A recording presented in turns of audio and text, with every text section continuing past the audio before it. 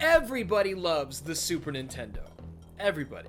Now, I realize I have a writing habit of posing things as questions. Oftentimes, you'll hear me say something along the lines of, everybody loves the Super Nintendo, right? I did not do that here, and for a good reason. I'm not asking. I am not even leaving open the chance for somebody to say that they are not a fan. If you're typing up a comment right now saying that you are that guy, don't finish typing it. Close the window, stop the video, go figure out what you did with your life. This has gone off the rails in record time. Look, I can set the scene more once we're really cooking. Let me hit you with the premise of this video. The premise that you already understand from the title and the thumbnail. The premise of Mortal Kombat on the Super Nintendo. A story of censorship, of staying true to your values, of seeing where the money goes and saying, well, maybe we can adjust our values a little bit, so on and so forth.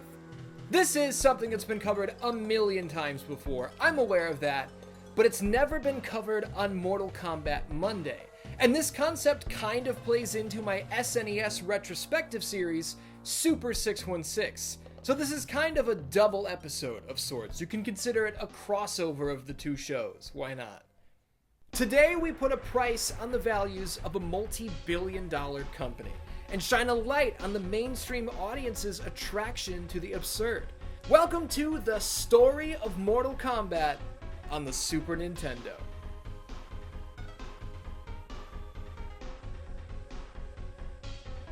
Every video here on 616 Entertainment is made possible by my supporters over on Patreon. If you enjoyed the show here today, consider signing up.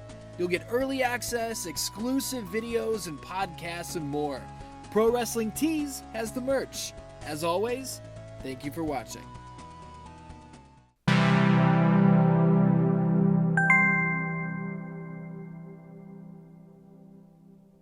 Before we even get into the storytelling, let's take a look at this, huh?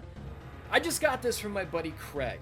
He recently came into a closet full of pristine, complete in-box Super Nintendo games, one of which was Mortal Kombat, and Craig gave me a crazy brother deal on it, so thank you. It's kind of insane how nicely this is held up over the years. Even the poster is in here. Man, maybe I should frame this deal. You kidding me? Holy hell. Okay, anyway, story time. In the beginning, Mortal Kombat looked like this. A towering red and black arcade cabinet adorned with a golden dragon and a man who looked suspiciously like Jean-Claude Van Damme from Bloodsport on the side. That's another story for another time. The digitized graphics allowed for gameplay featuring photorealistic men and women, or woman. Sonya Blade is the only female character. And these characters are fighting to the death. The fatality finishing move saw heads ripped off with the entire spinal cord dangling from the brainstem. A skull-faced assassin breathing fire hot enough to burn the flesh and blood off his opponent's bones. A kiss from the aforementioned Sonya Blade might sound nice, but this is no loving embrace, let me tell you. Goro was a beastly half-man, half-dragon monster, and the big boss, Shang Tsung, could transform into any other fighter at the drop of a hat, keeping you on your toes throughout the entire showdown. When fighting at the pit, God help you, heaven help you, everybody else help you if you're thrown from the top. All of the gameplay you've just witnessed came from the original version of Mortal Kombat, the arcade version. The blood and guts of it all, spilling from real people, no less. This was a huge part of the initial attraction to the game's presence in arcades. 1 year after MK stormed into arcades, it arrived on home consoles. Here's the Sega Genesis version. Obviously the graphics don't stand up to those of the arcade, but that was to be expected. This was still the 16-bit era, after all. Limitations aside, owners of the Sega Genesis were happy to have Mortal Kombat in their living room, tearing off heads and dropping enemies into the pit. Owners of the Super Nintendo had Mortal Kombat as well. Now, do you notice anything different? And, what a stupid question, as if it's not 2025, as if you don't know where this is all going. The SNES port, as we all know, was censored. Not only were the fatalities changed, but there's not a single drop of blood to be seen across this entire game. Everybody knows this, everybody talks about this, but I don't feel like the conversation as to why this was done is covered nearly as often. So let's go back. Let's go back to the very beginning. Nintendo was founded on September 23rd, 1889 in Kyoto, Japan. No, too much. What's that? That's too far back? That's way too far back. They don't need to know all that. Yeah, you're right. The Nintendo Entertainment System hit store shelves in North America on October 18th, 1985. It released even earlier in Japan as the Famicom, but I'm going to focus on the North American release. The NES launched with 16 games playable on day one. Golf, Excitebike, tennis, duck hunt, and more were joined by the big boy, Super Mario Bros. The NES was designed to look like a VCR on purpose, as the company were aware that video games weren't exactly hot stuff anymore. You know, the video game crash kinda hurt the business, just a little bit. The Nintendo Entertainment System quickly caught fire, and the once fading embers of the video game industry's popularity roared once again into a raging inferno. Games like Ninja Gaiden, Castlevania, The Legend of Zelda, Contra, Mega Man, and more cemented themselves as certified classics. As the years went on, the business continued to evolve. Sega joined the fray, and with their second home console, the Genesis, they opted for a brand new strategy in challenging for the title. They were going to be everything Nintendo wasn't and do everything Nintendo didn't. Look at every game I've mentioned up to this point. What do they all have in common? The answer is that anyone can play them. Other than difficulty, there's really nothing that's going to turn anyone away, and that was by design. These games were meant for everybody. Look at the North American release of Castlevania, which was even changed from its original Japanese title, which translated to Dracula's Satanic Castle. Look at Nintendo's marketing, the television commercials. Keeping a clean, family-friendly look and feel to their product was a top priority. Sega's first console, the Master System, did not pose much of a threat to the NES. Even the Genesis, at first, kinda just existed. The Genesis received a relaunch of sorts on the back of Sonic the Hedgehog, and this was where Sega's new strategy really took shape. Mario's a funny little man bopping silly turtles and saving a princess. Cool, man. Sonic runs faster than a sports car. He rocks red sneakers. He's always got a cocky look on his face, and at one point, he was even going to have a human girlfriend named Madonna wearing a super tight red dress. Obviously, that last part never made it into the final game, but that's where Sega's head was at.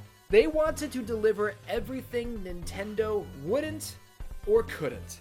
The Genesis was widely known as the home of the better sports games, too.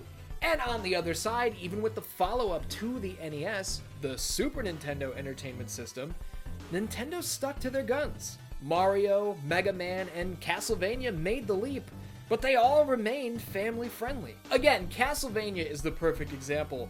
Our version of Super Castlevania 4 lacked the blood of the Japanese release, just like it lacked any and all religious iconography. Why? Because these things may have offended somebody, and that's not the business Nintendo was in. So it should really come as no surprise that when Mortal Kombat was on its way to home consoles, Nintendo weren't exactly down with the whole grotesque violence sort of thing, you know? Sega, on the other hand, were foaming at the mouth. This was their moment. They were already embracing everything edgy and radical. They were overflowing with attitude. September 13th, 1993 was known as Mortal Monday. It was the home console release of Mortal Kombat. Nintendo stayed true to their values, cleaning up the SNES version, removing the blood and modifying the fatalities, whereas the Sega Genesis version, after entering the blood code, was pretty damn close to the real deal. Now this all went perfectly well, right? Wrong. Again, this is a commonly covered part of the story. The congressional hearings of December 9th, 1993, which just so happened to be my 3rd birthday, by the way. Senator Joseph Lieberman, famous suppressor of whistleblowing and supporter of the Iraq War, led the charge against the forces of evil ruining America and poisoning our minds. Those evil forces being Doom, Night Trap, and Mortal Kombat. Not gun violence or poverty or anything like that. No, video games were the top priority. It's more than the name justifier on this. This is a handgun, pure and simple. And no matter what the name is on it, putting it in the hands of a kid just gives them the wrong idea. As I must say, to me that looks like a weapon, and not like a high-tech implement of any kind. It looks like an assault weapon of some kind. The short version of this hearing's conclusion is that this is where the Entertainment Software Ratings Board was created. The video game industry went, whoa, whoa, whoa, relax. We hear you. We will take care of this ourselves. They told the government, don't come knocking on my door, don't come get involved, don't try and do it yourself, leave us alone. We got it. We'll handle it. So now when you see the ratings in the lower left-hand corner of your games, this was the industry policing itself. I've stated this before on the channel, but these days, video games are confirmed as a protected form of expression, which we should all be very happy about. I love that Resident Evil and Mortal Kombat can remain abhorrently gruesome, as long as there's a little letter on the box. Now it's okay. Meanwhile, you can buy one of these online. Nintendo's stubbornness regarding their stance on anything that wasn't sanitized for players of all ages, in the case of Mortal Kombat, cost them a lot of money. Mortal Kombat sold nearly 3 million copies on the Sega Genesis, and in 1993, when the race between these two consoles was neck and neck in the States, that was too close for comfort. When the time came for Mortal Kombat 2 to make its way onto home consoles, Nintendo decided to ease up on their family-friendly values. And by ease up, I mean they threw them out entirely. Mortal Kombat 2 on the Super Nintendo isn't censored in the slightest, and wouldn't you know it, the sales figures reflected the popularity of this change, with the Super Nintendo version of MK2 outselling the Genesis release by a wide margin. When it comes to the story of Mortal Kombat on Super Nintendo, the main lesson we've learned is this: nothing is more important to a corporation than their morals. Nothing other than money, that is. Oh, there it is, Dan-Dans. That's the story of Mortal Kombat on the Super Nintendo. I hope you enjoyed this episode, and if you did, maybe you want to support me over on patreon.com/616entertainment or right here under a YouTube channel membership. I would greatly appreciate having you in my corner. Until next time, I love you, and I will see you